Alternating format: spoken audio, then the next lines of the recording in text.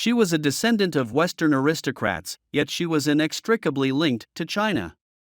She was a sensational woman in Europe and America, yet she said she was willing to die for China. She is Han Suyin, and today, let's talk about her legendary life. Her birth was the origin of nobility and discrimination. Her mother was from an aristocratic background, the daughter of a former Belgian defense minister, while her father was from a traditional Chinese family, just a technical engineer of the railway. They met in Europe, broke through the shackles of East and West, returned to China together, and gave birth to a new life, Han Suyin. This hybrid child born of Chinese and European aristocrats was a source of deep shame for the white man. Amidst the dichotomy between the two cultures, her parents argue over whether she should be a Chinese or not.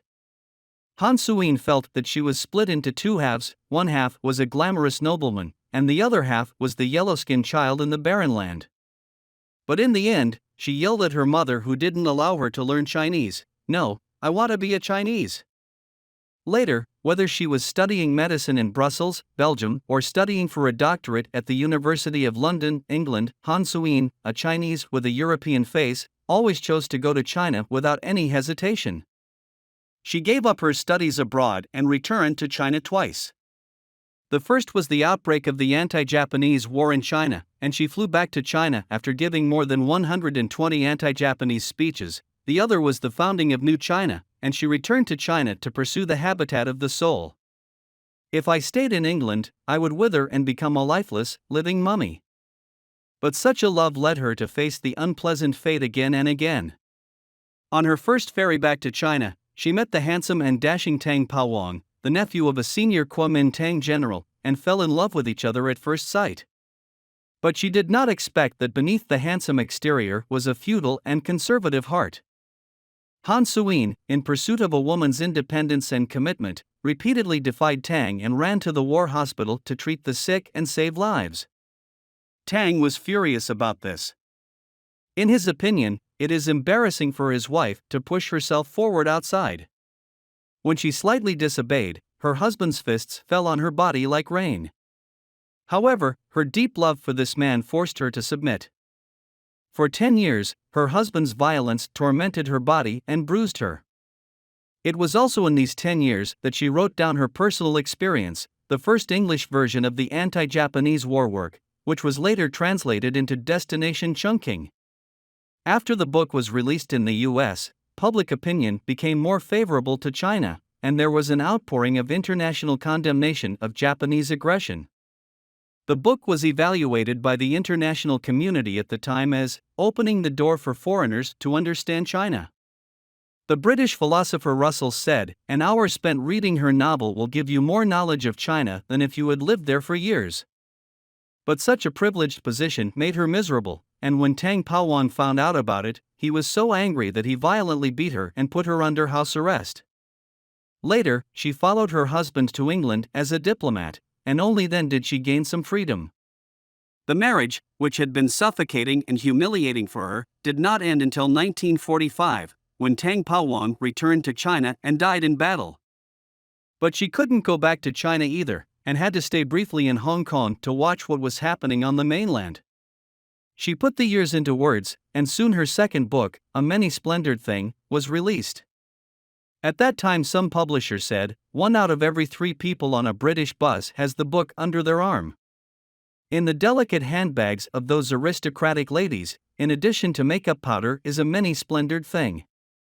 Its heart-wrenching love story, also favored by Hollywood, named Love is a Many Splendored Thing, was brought to the screen in 1955, winning 3 Oscars in one go.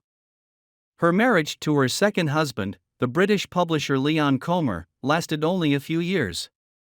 It was not until 1956 that she finally found her soul mate after traveling to Singapore, Malaysia and India to promote the New China.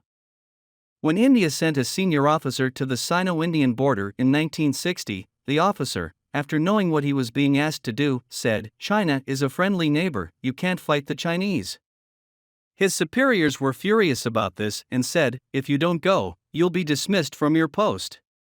But he replied frankly, "I won't go even if I'm dismissed." This officer was Han Suyin's husband, and under his wife's influence, the couple worked for nearly 20 years to repair relations between India and China. Later, at the invitation of the Chinese Ministry of Foreign Affairs, she finally returned to her beloved homeland. Premier Zhou Enlai introduced her to the various current social conditions in China, and this conversation changed her life. She admired the wise and charming Premier Zhou, and her biography of Zhou Enlai was admired by the whole world. At that time, the West did not understand China, and malicious writings vilifying the Chinese abounded, which was far from the China Han Suyin saw with her own eyes. She was so outraged that she felt she had to tell the world the real China. So for more than a decade, she wrote about the changes in China, and she traveled around the world to give lectures on China. The demonized China that you see in the media is not the real China. For more than 10 years, she has spoken for China, building the bridge between Chinese and foreign cultures, and has been hailed as the third foreign writer to have formed a deep friendship with China, after Agnes Smedley and Snow. For more than a decade, she traveled to the United States, Europe and India, and made many efforts for Chinese and foreign cultures. The establishment of diplomatic relations between France and China, which was a world sensation, was made possible by Han Suyin's contribution as a special envoy between the two countries. In 1989, she donated money to the China Translation Association to organize the Han Suyin Youth Translation Competition to encourage more young Chinese translators. This competition has now become the most influential competition in the Chinese translation industry, and has been called the Oscars of the translation industry. At a time when China was poor, backward, and misunderstood, she did what many governments could not do.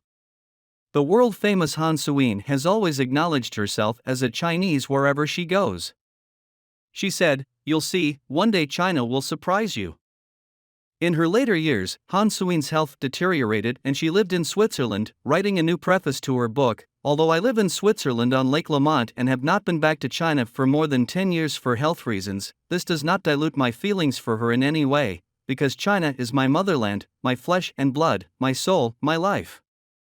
On November 2, 2012, Han Suyin died after a long illness.